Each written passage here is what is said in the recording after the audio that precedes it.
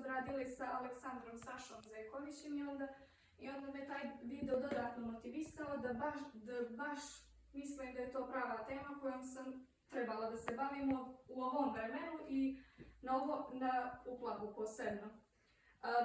Bilo je govor o ljudskim pravima koje garantuje država svim njenim građanima, zatim o konvenciji o pravima djeteta i o bogatstvu različitosti.